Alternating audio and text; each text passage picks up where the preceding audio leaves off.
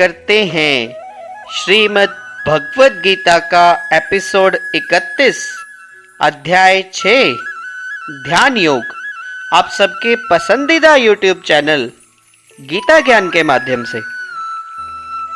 श्रीमद् भगवद गीता के अध्याय 6 के श्लोक 29 में श्री भगवान कहते हैं, सर्वभूतस्थं आत्मानं सर्वभूतानि च आत्मनि ईक्षते योग युक्त आत्मा सर्वत्र समदर्शनः। अर्थात वास्तविक योगी समस्त जीवों में श्री भगवान और श्री भगवान के समस्त जीवों को देखता है। निसंदेह स्वरूप सिद्ध व्यक्ति मुझ परमेश्वर को सर्वत्र देखता है। कृष्ण भावना भावित योगी पूर्ण दृष्टा होता है, क्योंकि वह पर ब्रह्म कृष्ण को हर प्राणी के हृदय में परमात्मा रूप में स्थित देखता है। अपने परमात्मा रूप में भगवान एक कुत्ते और एक ब्राह्मण दोनों के हृदय में स्थित होते हैं। एक पूर्ण योगी जानता है कि भगवान नित्य रूप में दिव्य हैं और कुत्ते या ब्राह्मण में स्थित होने से भी भौतिक रूप से प्रभावित नहीं होते। यही भगवान की परम निरपेक्षता है। एक जीवात्मा भी एक एक हृदय में विद्यमान है, किंतु वह एक साथ समस्त हृदयों में सर्वव्यापी नहीं है। आत्मा और परमात्मा का यही अंतर है। जो वास्तविक रूप से योगाभ्यास करने वाला नहीं है, वह इसे स्पष्ट रूप में नहीं देखता।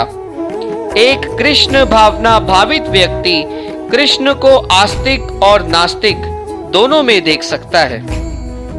श्लोक 30 में श्री भगवान कहते हैं, यह माम पश्यति सर्वत्र सर्वं च मयि पश्यति तस्य अहं प्रणश्यामि सह च मे न प्रणश्यते।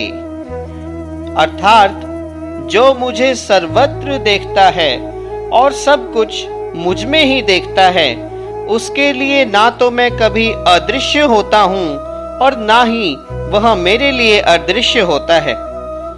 कृष्ण भावना भावित व्यक्ति भगवान कृष्ण को सर्वत्र देखता है और सारी वस्तुओं को कृष्ण में देखता है।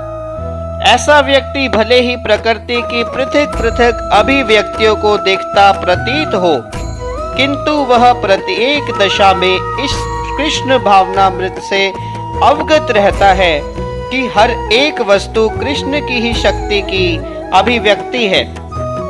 कृष्ण भावनामृत का मूल सिद्धांत ही यह है कि कृष्ण के बिना कोई अस्तित्व नहीं है और कृष्ण ही सर्वेश्वर है।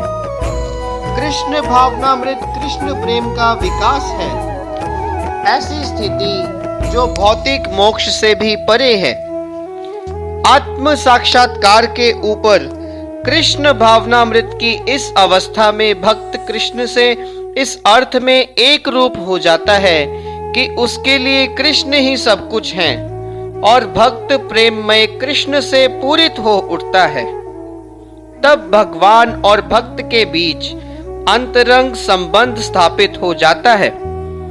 उस अवस्था में जीव को विनष्ट नहीं किया जा सकता और ना भगवान भक्ति की दृष्टि से ओझल होते हैं। अध्याय 6 के श्लोक 31 में श्री भगवान कहते हैं, जो योगी मुझे और परमात्मा को अभिन्न जानते हुए परमात्मा की भक्ति पूर्वक सेवा करता है, वह हर प्रकार से मुझ में सदैव स्थित रहता है।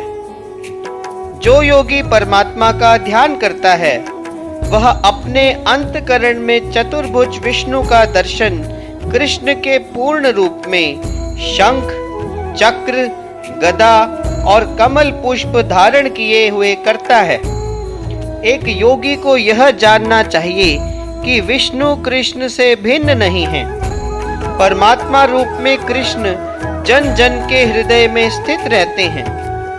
यही नहीं, असंख्य जीवों के हृदयों में स्थित असंख्य परमात्माओं में कोई अंतर नहीं है। ना ही कृष्ण की दिव्य प्रेमा भक्ति में निरंतर व्यस्त व्यक्ति और परमात्मा के ध्यान में निरत एक पूर्ण योगी के बीच कोई अंतर है। कृष्ण भावनामृत में योगी सदैव कृष्ण में ही स्थित रहता है, भले ही भौतिक जगत में वह विभिन्न कार्यों में व्यस्त क्यों ना हो। योगाभ्यास में समाधि की सर्वोच्च अवस्था कृष्ण भावनामृत है। केवल इस ज्ञान से कि कृष्ण प्रत्येक जन के हृदय में परमात्मा रूप में उपस्थित हैं, योगी निर्दोष हो जाता है। अध्याय 6 के श्लोक 33 में अर्जुन कहते हैं, यह अयम योगः त्वया प्रोक्तः साम्येन मधुसूदन एतस्य अहम न पश्यामि चंचलत्वात् स्थितम स्थिरम। अर्थात अर्जुन ने कहा, हे मधुसूदन, आपने जिस योग पद्धति का संक्षेप में वर्णन किया है वह मेरे लिए अव्यवहारिक और असहनीय है, क्योंकि मन चंचल और अस्थिर है। भगवान कृष्ण ने अर्जुन के लिए शुचोदेशे से लेकर योगी परमो मतः तक जिस योग पद्धति का वर्णन किया है उसे अर्जुन अपनी असमर्थता के कारण अस्वीकार कर रहा है। इस कलयुग में सामान्य व्यक्ति के लिए यह संभव नहीं है कि वह अपना घर छोड़कर किसी पर्वत या जंगल के एकांत स्थान में जाकर योगाभ्यास करे। आधुनिक युग की विशेषता है अल्पकालिक जीवन के लिए घोर संघर्ष। लोग सरल व्यवहारिक साधनों से भी आत्म साक्षात्कार के लिए उत्सुक या गंभीर नहीं हैं। तो फिर इस कठिन योग पद्धति के विषय में क्या कहा जा सकता है? जो जीवन शैली, आसन विधि, स्थान के चयन और भौतिक व्यस्तताओं से विरक्ति का नियमन करती रहती है। व्यवहारिक व्यक्ति के रूप में अर्जुन ने सोचा कि इस योग पद्धति का पालन असंभव है, भले ही वह कई बातों में इस पद्धति पर खरा उतरता था। वह राजवंशी था और उसमें अनेक सद्गुण थे। वह एक महान योद्धा था, वह दीर्घायु था और सबसे बड़ी बात तो यह है कि वह भगवान श्री कृष्ण का घनिष्ठ मित्र था। 5000 वर्ष पहले अर्जुन को हमसे अधिक सुविधाएं प्राप्त थी, तो भी उसने इस योग पद्धति को स्वीकार करने से मना कर दिया। वास्तव में इतिहास में कोई ऐसा प्रलेख प्राप्त नहीं है जिससे यह ज्ञात हो सके कि उसने कभी योगाभ्यास किया हो। तो इसीलिए इस पद्धति को इस कलयुग के लिए सर्वथा दुष्कर समझना चाहिए।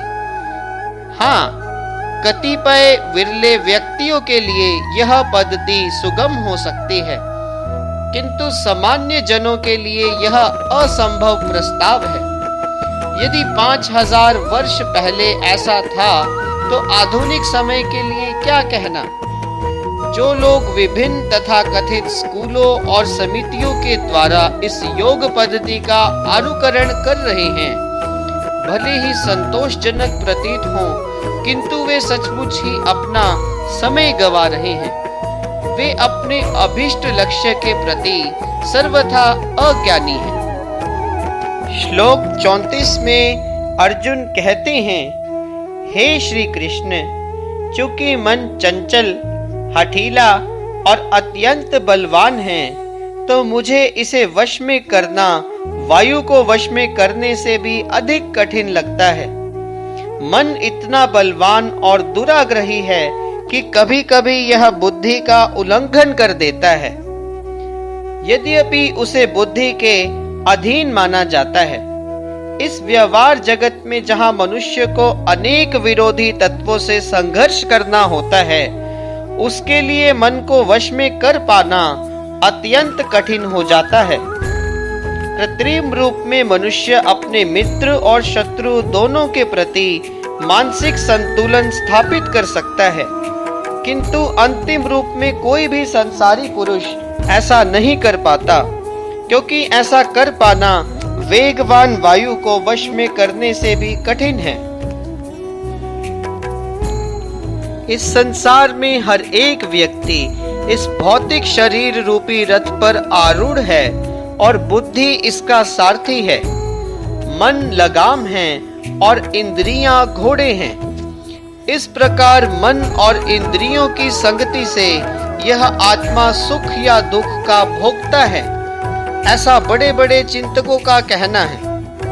यद्यपि बुद्धि को मन का नियंत्रण करना चाहिए, किंतु मन इतना प्रबल और हठी है कि इसे अपनी बुद्धि से भी जीत पाना कठिन हो जाता है।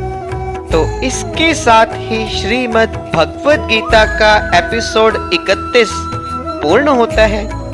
साथियों, अगर हमारी वीडियो पसंद आए तो वीडियो को लाइक करें, हमारे YouTube चैनल गीता ज्ञान को सब्सक्राइब करें और इस वीडियो को आगे ज्यादा से ज्यादा शेयर करें। धन्यवाद।